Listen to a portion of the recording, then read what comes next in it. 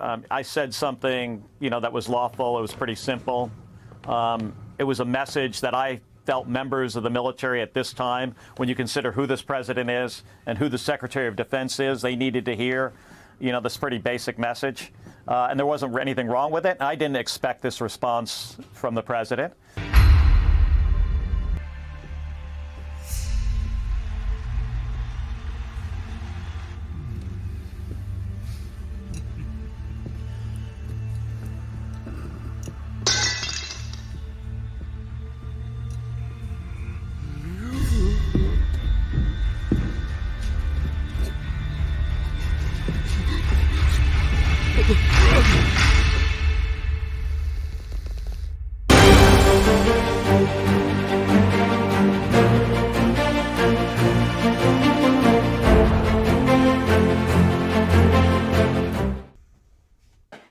It's not a lie that Republicans have a habit of not turning out for off-year elections. The recent win by the Democrat candidate in Miami's mayoral race is proof of that. The real question is, why? There are a number of points that people like to look at. One is that presidential elections tend to have a stronger draw for those who are normally low propensity voters. The argument goes that minority voters who flock to Trump along with working class voters have not been turning out in the same extent that they did in 2024.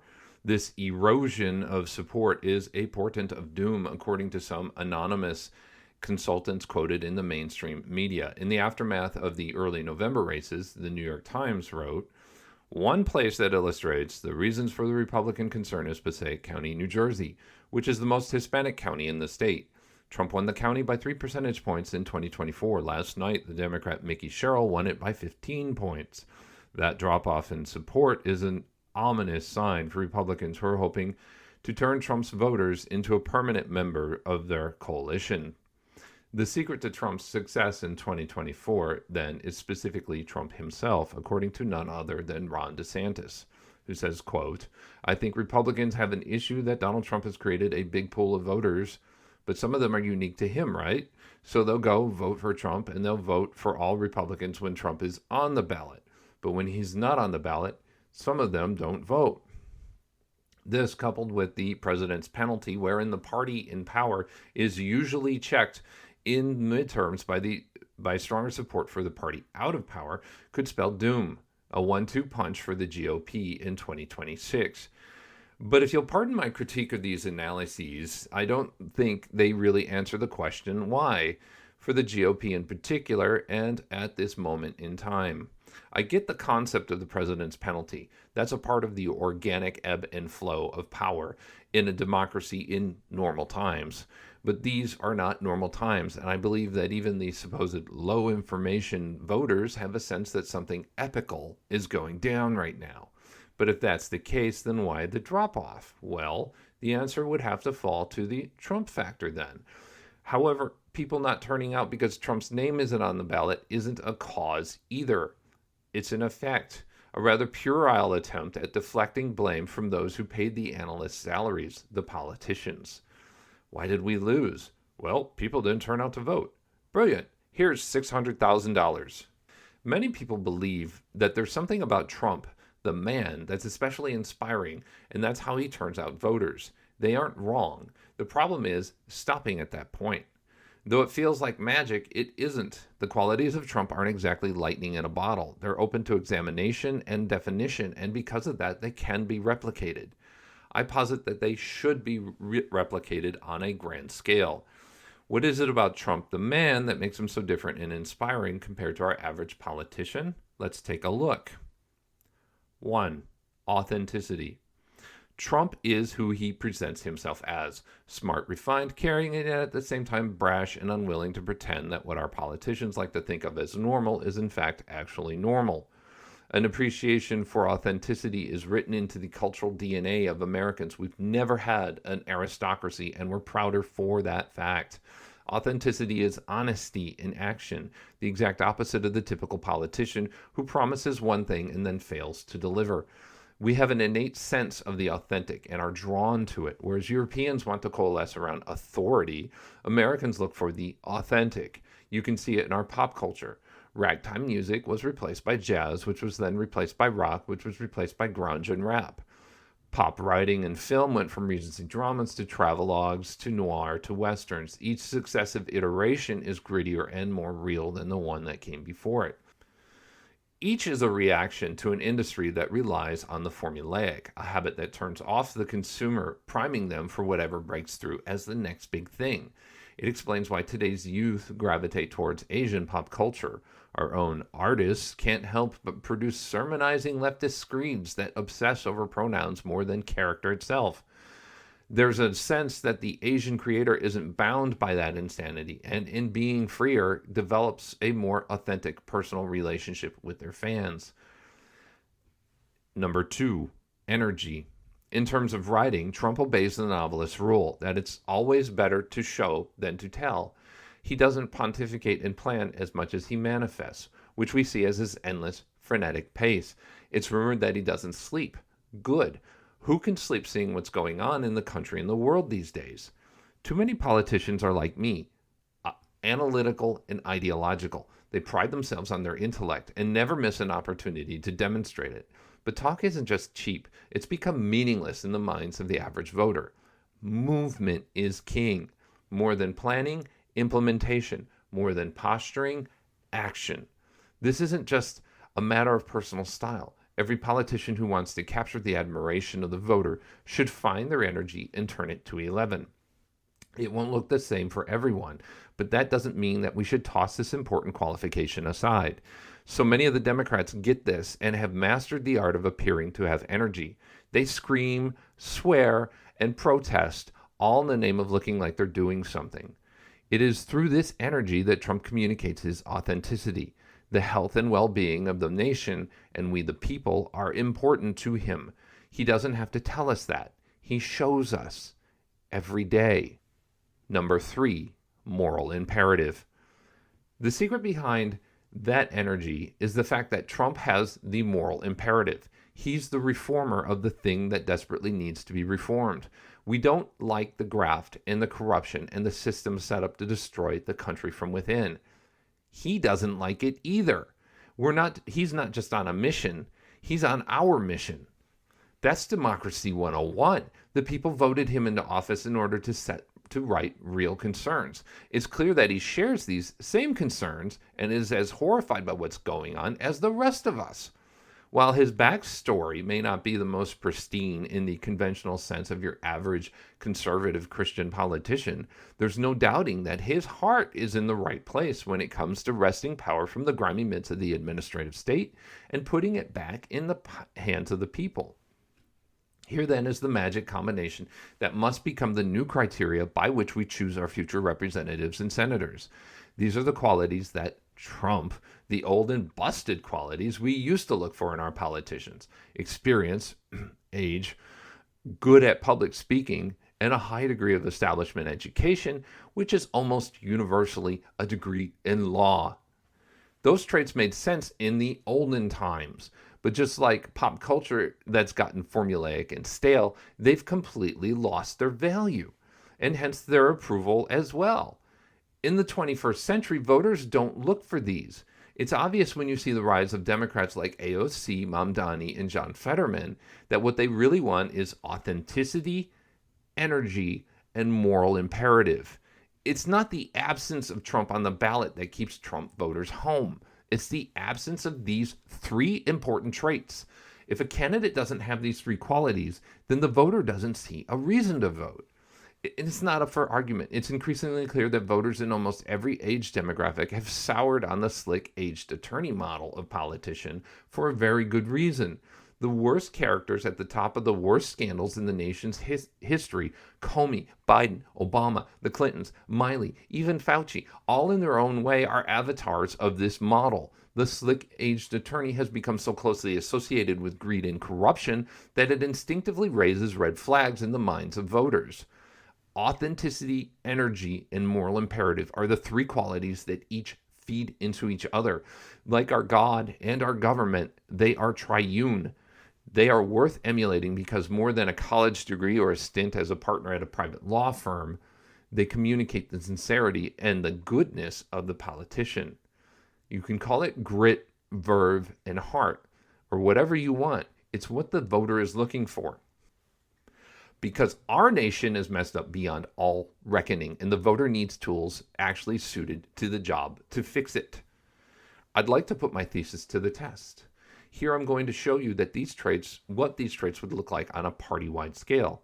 You tell me if what I'm describing would get you and your low information or low propensity voter friend to the polls in 2026.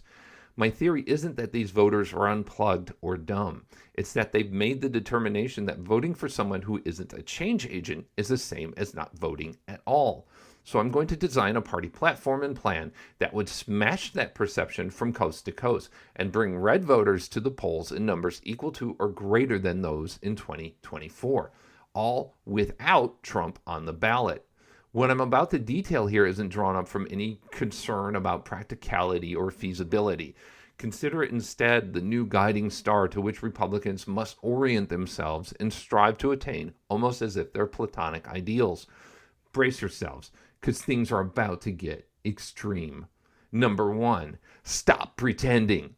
As Sundance has repeatedly stated, our politicians know the government is a completely evil clusterfuck of a mess, but they act like it isn't. So my first greatest suggestion is that we drop the act. Every citizen in our great nation knows the following. 1, the deep state performed a soft coup in 2016. 2, the deep state performed a less than soft coup in 2020. And 3, the deep state is openly agitating now for color revolution. In each of these scenarios, the rights of every single American is violated. And in these scenarios, even the personal rights of our congressmen themselves were violated. It's all illegal, from stem to stern. And we can't even censure a Democrat politician like New Jersey Representative LaMonica McIver for knowingly playing a role in fomenting unrest by illegally attacking law officers who were only trying to enforce the laws that people like her were elected to draft and pass. Like McIver, none of the other coup participants faced any real consequences, and as a result, trying to kick off the violent overthrow of the government has practically become a sport on the left. While the Seditious Six are a recent example, they won't be the last. Question: setting aside the fact that these people should be in jail, why haven't they even been censured in Congress? This is something our representatives have within their power to do. But when the time comes, it's not just the Democrats, but also the GOP that comes to the rescue of these lying, illegitimate, and violent revolutionaries. The party pretends that what's happening isn't what we see. The fact that they aren't scandalized the way the rest of us are, even when they themselves are the victims, only adds to the outrage. But it doesn't end there. DOJ showed massive corruption, and Congress failed to codify any measure to prevent the same thing from happening in the future. They're pretending it wasn't that big of a deal. That should stop.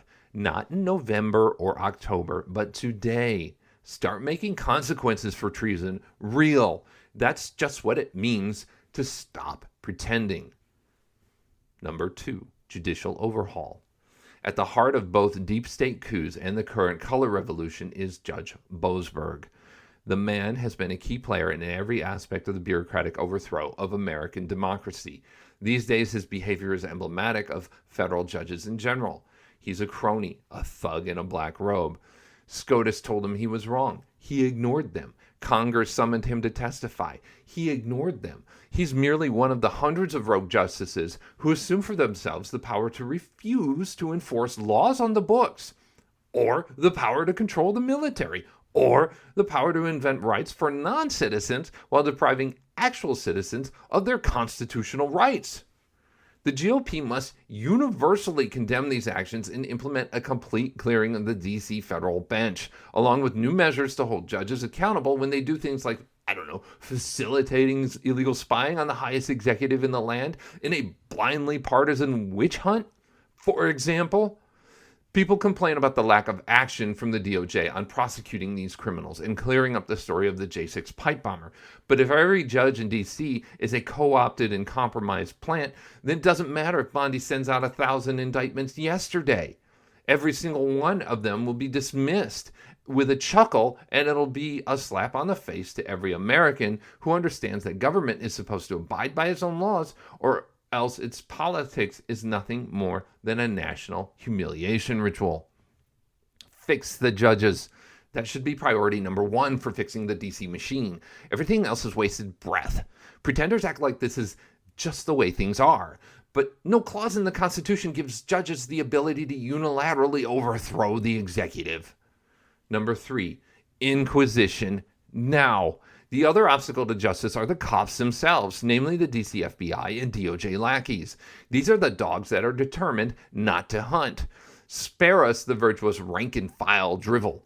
These are the same guys who mobilized by the thousands to hunt down Americans for the crime of protesting a stolen election. Protesters were murdered. Others would go on to commit suicide. Jobs were lost, careers destroyed, homes sold, families broken. The rank and file never batted an eye. There were only a handful who protested and turned whistleblower. The rest, we can comfortably assume, were more concerned with the cost of organic kale than they were about our civil rights. They don't deserve to be fired. They deserve to be jailed. But I think at the very least they have to face the former if American law and order can ever be restored to some semblance of legitimacy. Not only was the DOJ caught with its pants down with the sudden arrest of the pipe bomber they've known about since 2021, the person running the prosecution was a key player in the first and second coups, Jocelyn Ballentine. Jocelyn Ballentine, this is from Gateway Pundit, quote, Jocelyn Ballentine was one of the Department of Justice attorneys assigned to Michael Flynn's prosecution.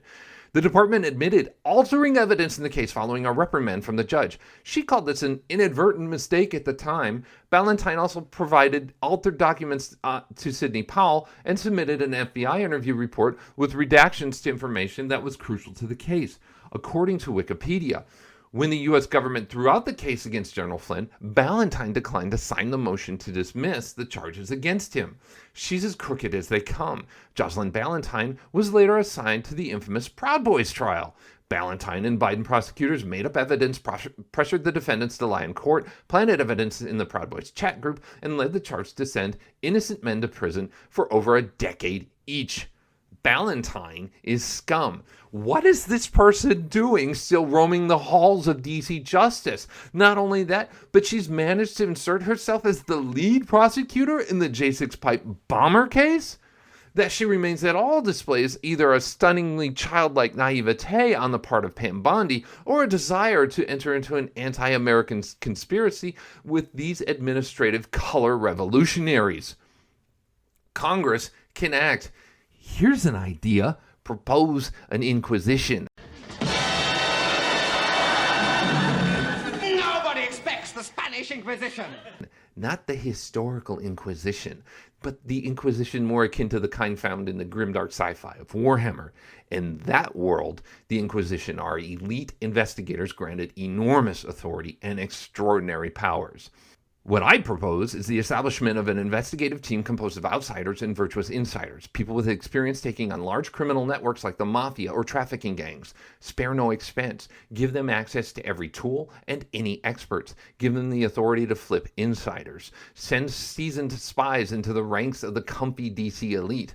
Give them the authority to fire unilaterally, arrest anyone, even judges, unfetter their ability to interrogate. These are traitors we're dealing with after all. Monitor all government communications, cloaks, daggers, bugs, honeypots. Do to them what they so brazenly did to Trump and his inner circle. Turn their every tool against them, and in the process, turn the screws as well. We tried the Inspector General. IGs have been revealed to be part of the scam. They're cover-up artists with a badge. It's not time for another special counsel or IG. We don't even need an IG with teeth. We need an IG with fangs. Fangs and a purview over the entire DOJ, including the FBI and the Pentagon, the CIA, the State Department, and the Inspector Generals themselves. These are the same organizations that think they got away with usurping the government at least twice before. We, the citizens of America, don't care about their precious little rights because they never cared about our fundamental right to self-rule. Treat them like the disease to democracy that they are. They are agents of hostile foreign powers. They should spend their remaining days cowering in utter shame for their manifest crimes. That's what justice looks like. Go hard against the government and the smug rabble that until now have reserved for themselves the power to veto the will of Americans. This is what it means to stop pretending. Up till now, we've allowed ourselves to accept as fate this idiotic idea that once Trump disappears from the scene, the party will go back to being what it was. The midterm will be the first test of that theory. Normally, I'd expect conservatives to just give up, but that's what failure looks like. What does success look like? It looks like what I've just outlined. A party that's learned how to fight. A party that places a premium on authenticity, energy, and moral imperative. Grit, verve, heart.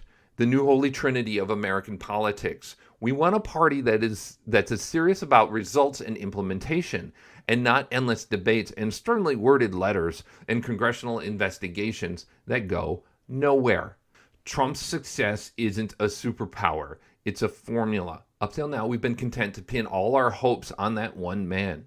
It makes for an epic tale, to be sure, but we're Americans, not Europeans. When we need a hero, we become the hero. Applying this three-part formula and then using it to zero in on the problem with express intention of solving it is something we all can do. It's not that hard. No one said that our hero has to stand alone. It's time for the party to demonstrate what they've learned and do what the voters want them to do. Become heroes in their own right.